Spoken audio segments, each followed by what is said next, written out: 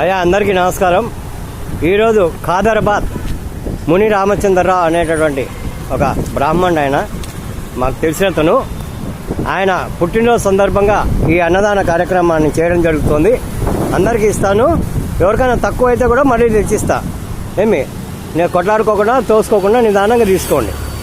రైటా? రైట్.